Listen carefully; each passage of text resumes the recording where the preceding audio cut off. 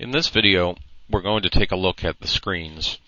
And this will just be a general overview of the screens, just so that people are a little bit more comfortable with all the controls that are on them.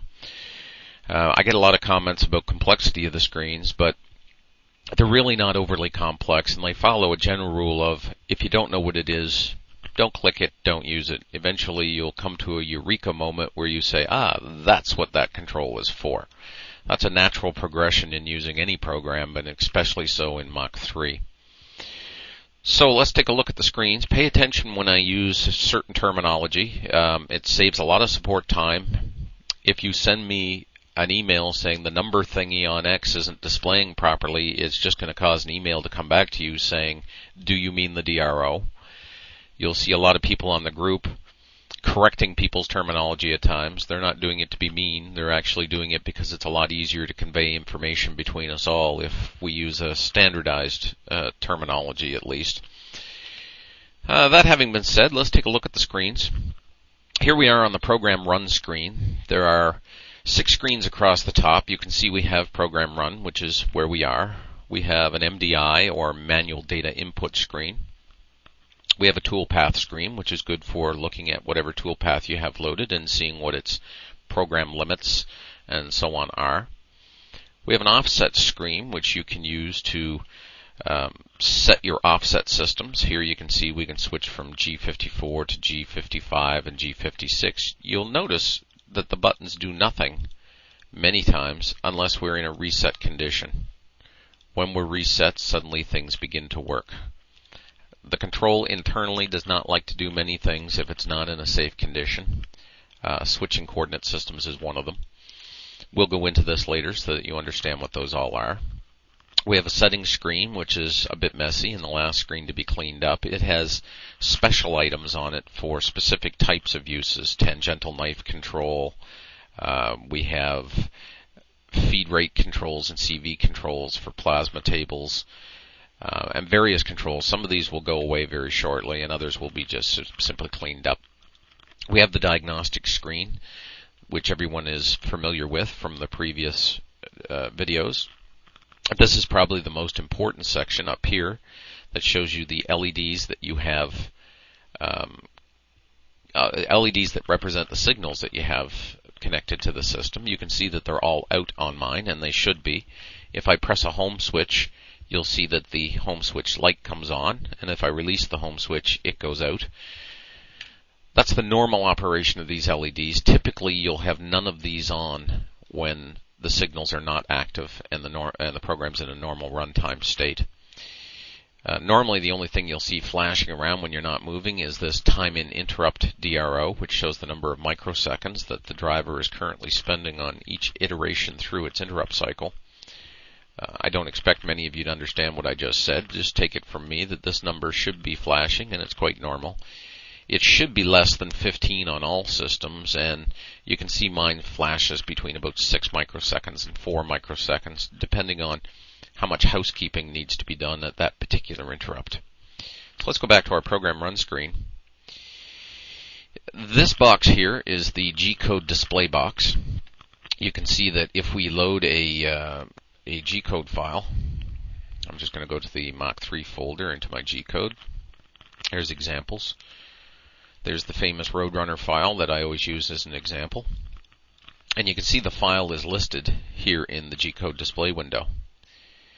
By clicking into the window, we can scroll with our mouse wheel one line at a time through the program. And you'll see over here we have a white dot. That represents this single line of G-code. And as I scroll, you can see the white dot moving. Sometimes it'll disappear, and this usually is because it's too small to display on that particular line. But this is a handy feature for scrolling back through and finding a troublesome spot on your code. Clicking once again will take you out of focus for that window. The toolpath window itself, double-clicking will reset it to a plane and reset it to a size. The red box going around our toolpath is simply the extrema of the file. These are the program is telling you this is the highest Y value you have, the lowest Y value, the minimum X, and the maximum X values. We can take a closer look at that toolpath by going to the Toolpath window. Now you can see, once I've clicked in the window, if I rotate my mouse, I'm zooming in with my mouse wheel and zooming out. Double-clicking resets us. You can see the dashed lines are rapid moves between cutting segments. The dark blue lines are actual G1 feed lines, and if there were light blue lines here, those would be G2 or G3 arcs. You can rotate it by clicking in it and rotating around. Again, if you get lost, double-click and you're back to normal. If you hold down the Shift key and move your mouse back and forth, you can slowly zoom in and out on the picture. And by clicking down your right mouse button and moving the mouse, you can pan it around. And those can be combined. We can zoom in and pan on the zoom. We also have a mode called Jog Follow, which resets the drawing so that you can jog it around and actually see where you're going from the jog. I'm going to switch us to a normal jog mode here.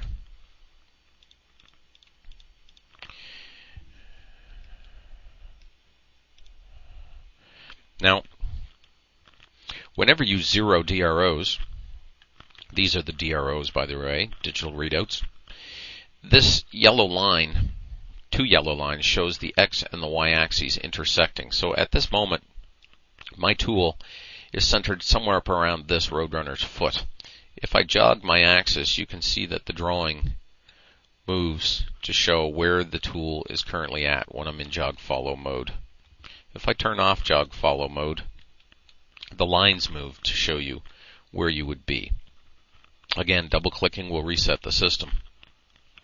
If you zero DROs, you could just see that those lines moved to the 0 point or the origin point of this piece. It's important, though, whenever you zero DROs, that you do a regen of the toolpath so that the system recoordinates the toolpath display with actual coordinate positions. When you're running a file, here we have a cycle start button. When you're running a file, it will draw in green and show you as it cuts that particular path. Clicking once on the image at any time will clear away that green line so that you can see a little bit clearer in case it's obscuring your view. We have a feed hold button, which, as you can see, stopped the movement, showed us what the next line is, and from there we can hit cycle start and continue. Or, once feed held, we could, for example, hit reverse, and the program begins to run backwards. Hitting feed hold will turn off the reverse mode. Hitting cycle start will go forward again. Reverse is handy for plasma people. It's not real handy for mill, although it is used by some. Stop, of course, stops the program. Stop will stop a program. Hitting the escape button will stop a program, and hitting reset will stop a program. We also have an edit G-code button, which will bring up an editor so that we can edit and change anything in the code that we wish. Closing the editor will automatically reload the file and display any changes that you've made. We can close a G-code file with this button. We can load G-code files with this button, but we have a recent file button which will give us a list of the last 10 files that we've used. We have a rewind button which rewinds the G-code. Single block puts us into a mode where pushing cycle start will execute one line at a time. Turning off single block, we could then continue the cut from there. We'll hit stop and rewind. We have a set next line button. You'll notice if I scroll through this, it tells me which line I'm on. I could either say set next line, in which case the program counters have all been set to this line and pushing start will simply start moving from that point. That's not really a safe way to start a G-code file in the middle. The safest way to start a G-code file in the middle is to scroll your G-code down to the line that you wish to start from and clicking run from here. This will force the program to run the file internally to that line in order to set all previous states to the correct position. You'll see we get a message, press cycle start for preparation move. If we push cycle start, it will tell us where that line in the program is, and it knows we're not there. And it will then go to that position, and we're ready for a cycle start. We have a tool information line, which shows us what our current tool number is, diameter, length of the tool. This light change tool will be flashing when the system is telling us to change our tool, and we'll get a message down here asking us to press cycle start when we have changed our tool. We can turn jog on or off. This button probably doesn't belong in the tool information, but it was a nice spot to put it, and it was empty there anyway. We have an offline mode, which stops any output from going to our motors in case we want to run a simulation and we don't want our motors to move. We have a go to Z button, which means go to zeros. Pressing this button tells all our axes to go to the 0 point. We have a machine coordinates button, which when pressed will show us our machine coordinates of the current position versus our work coordinates. The next video will go into explaining the difference between the two. We have a soft limits button that we can turn on as long as our axis is currently within the width and height of the soft limits that we have set. Again, this will be the subject in the next video as well. Here we have scale values that we can scale an axis. If we were to, for example, type 0.5 in the X scale, we get a warning that the X is now scaled. Hitting Regen Toolpath, we can see that it's now scaled to 0.5 of what it was. Setting this back to 1 will turn off our scale warning, and regenning, we can see that we're now back to a full file. We have a feed rate selector. This is feed rate override. We have units per minute and units per rev that are real-time updates as you're moving. Here we have our spindle speed selection. We can turn a spindle on or off. We have spindle speed override, that we can override the spindle speed that was set in the G-code program and allow the spindle to speed up or slow down. Pressing reset will of course bring it back to 0. This section of the screen here is used for multipass. Again, you don't need to worry about it unless you know how to use it. Generally though, if you have a G-code file which is set to a particular depth, say it's set to cut to -10, you could hit multipass and tell that file to cut 5 times, dropping 2 each time until it hits 10. So it is literally a multipass selector, allowing you to cut a file in multiple passes. Here we have a wizards button, which allows us to select any of the wizards that are in the system. And we also have a last wizard button. And if you have selected a wizard in the past during that session, it will just bring it up quickly again for you. We have a conversational button, which will switch us to conversational screens. This will be the subject of a video of its own. But here we can select material and calculate what our feeds and speeds should be. And then we can select various automatic conversational systems to do jobs that we might not want to go to a CAM program for, or things which can be quickly done through a wizard. Pressing exit will take us back to our normal screens. You can see that the wizard I was in already started to post a program. We didn't select any real programs, so we don't get much code from it. Hitting our recent file list, we could select our Roadrunner again. And there's our famous Roadrunner. Here we'll display the file name that you currently have loaded.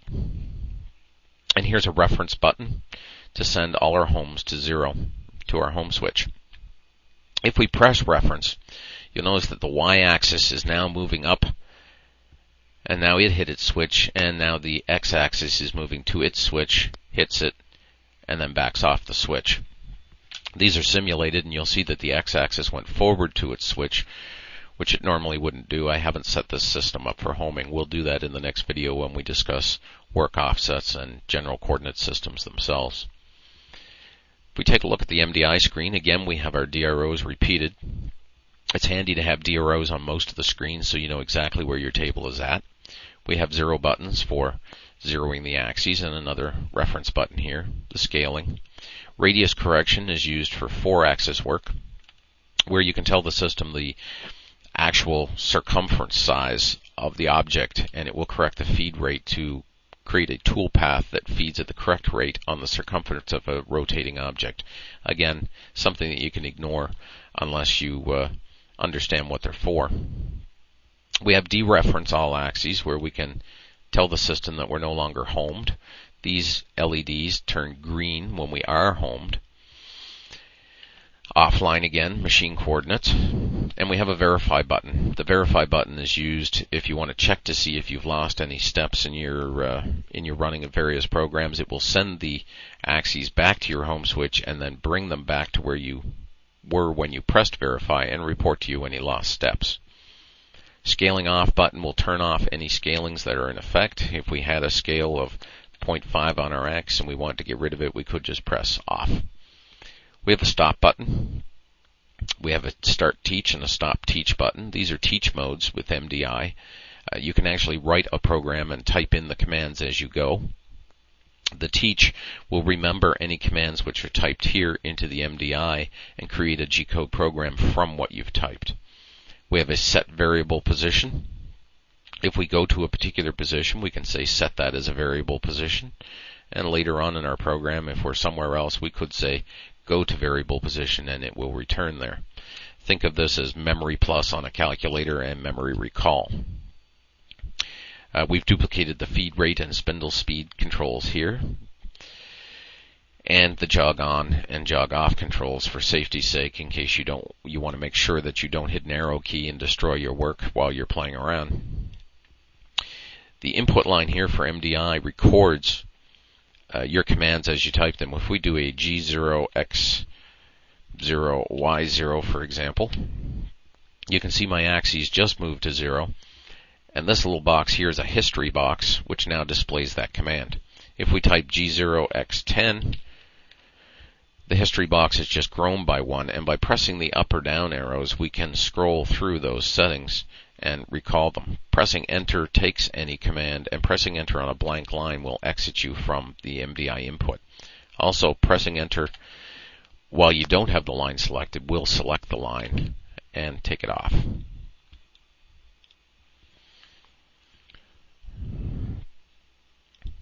This is the Toolpath screen. Here we have DROs just to show you where you are. We have program limits that show you the range of the program. So your minimum X, which would be this point here, is 0. Your maximum X is 7.72, which would be this point here. We have a regen toolpath button, which regenerates the toolpath. These are buttons duplicated from the front page. You can rewind a file, single block it, reverse run it, stop it, or feed hold it. You can also estimate a program by hitting Simulate Program Run. No motor movement will occur, and you can see that the DROs are not moving, but the time is counting very quickly up to show you how long this job will take to cut at its current feed rate settings. It takes approximately a minute for every 10 minutes of program run simulation. So if you have a multi-hour job, this can take a little while to figure out exactly how long it's going to take, but it can be useful for calculating an estimate for a customer who wants to know how many hours of time it's going to take to simulate his or to cut his actual job. So this program will take 3 minutes and 56 seconds to cut at its current feed rate settings. We have a run from here button so that you can start the program from any point in it. We have an offsets page. This particular section here is used for setting a gauge block height. It means that you can put a block on top of your machine, jog down to it, and then set your Z coordinate to accuracy without the risk of the tip of your bit scratching your piece. And this is used by a lot of people as a safe way of setting their tool height. We have a current work offset, which shows us what the offset is in various modes, but primarily it shows what the current work offset is in the mode we have selected. Normally you will be set to G54 until you've gained a certain amount of expertise, and then you're free to select any of the other offset systems. There are in fact 255 of these systems, but we've given quick access to the first 6. Most people, I don't think, will ever need more than the first 6 that they have. Here we have an edge finder. selection. This can be used and is useful for finding the center of a circle or finding the edge of material. This is a duplication of the gauge block height with a few other help systems on it. These help menus will soon become active. We can turn on or off the tool offset as well, as long as we're not in tool 0, which never has an offset in it. These buttons here will allow you to bring up a dialog to see what is stored in your work offset systems. Here you can see G54 through G59, and we also have G59P7 through G59P253. So there's a lot of offset systems that you can use. We also have a tool table, which will show us what is stored for each entry in the tool table. And again, we won't get into that until we've gone through showing you what exactly tool tables are and how to use them. The settings screen, which will change very shortly, is used for special jobs like turning on laser triggers to trigger measurement lasers across a grid of XY coordinates. We can set a rapid override, which slows down or speeds up our rapids. We can tell the system that when input number 4 is coming into the printer port to do a single step whenever it sees it toggle. Various settings, and you should need to use none of these as a beginning user. These were all fairly advanced settings and really aren't necessary for most people. The Diagnostics Screen has a couple things that are important. One is the pulse frequency. If your system is running properly, you should have a pulse frequency here. You can see that mine is deadlocked at 25,690. This should not vary much. It is a sign of a well-operating system that this number doesn't change and doesn't fly around. It won't affect you if it flies around a little bit, say 10 or so, but typically it should be fairly well locked. Most of the other settings on this screen are not very important to you at all, other than these LEDs. Then we have a tab screen, which is pulled out by pressing the tab key, and these are the jog selections in the system. I'm going to flick back to the program run screen so that we get a better view. You can see that the jog buttons will jog the axes with an on-screen jog. We have a slow jog rate, which we have set to 50% at the moment. Slow jog is what you get when you just simply press the arrow keys. If you look here, you can see my units per minute when I jog is currently 321 millimeters per minute. But if I press, that's a 50% rate. If I press the shift key, and when I press shift, you'll see this LED light up here on the panel. That's an indicator that you are now going to fast jog. So by pressing the shift key and pressing the X jog, you can see that we've now gone to 642 units per minute, double the speed that we were. This slow jog rate can be used to get very fine movement control from your arrow keys. When you want to slow things down for very fine approaches, pressing shift will take you to a high speed move so that you can move quickly away or to a piece. For jog modes, we can also switch to a step mode, which means that every press of the arrow key will move us this amount here, 0.01 millimeters. And you can see my x-axis as I press the key is now, each time I press it, moving 0.01. The cycle step can be cycled through. Now we've cycled it up to 0.1, and now each time I jog it will move 0.1. And you can set these cycle jog steps in the configure state menu. Here are the ones that we are cycling through when we press this cycle jog step button. You'll see an entry here, 999. 999 triggers the system to switch back to continuous jog. It's a way to get back to continuous jog just by cycling through. We have an Mpg mode, and in the Mpg mode, when you rotate your Mpg wheel, you will jog in one of 4 various types of jog. By selecting velocity, the faster you turn the jog wheel, the faster your axis will jog. By step velocity at the moment is the same as velocity only. It is a redundant mode and no longer required, but I'm going to leave it there for the moment. We'll fill it with a better mode soon. Single step mode will move you one single step whenever you rotate the wheel a small amount. You must stop between steps to get single step to work. Multi-step, you don't need to stop. You can calibrate your Mpg wheel, rotate it 5 clicks, and the axes will move an appropriate amount for those 5 clicks of movement. This percentage reading here is not used at the moment. It is part of the old step velocity mode, which will again be replaced.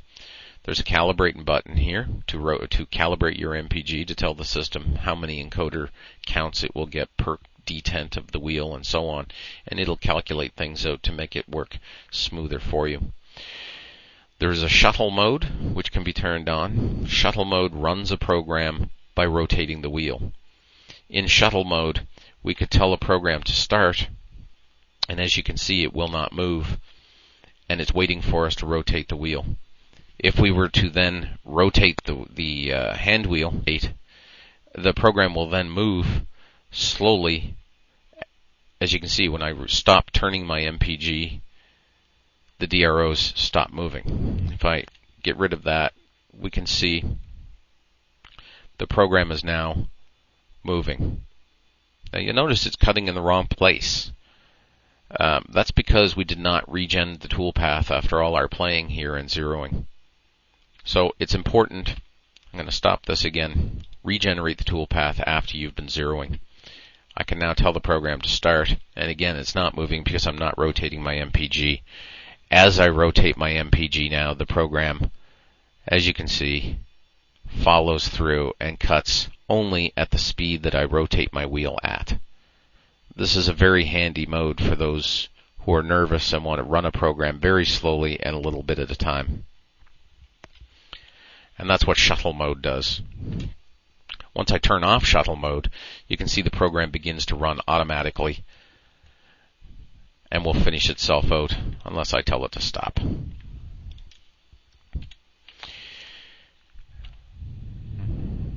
That's about it for the buttons that are on the Mpg and Jog tab. That's about it for all the buttons in the system, really, and all that you need to know to get started. In the next video, we're going to take a look at work offsets and offset systems to get you more used to that. And that's it for now.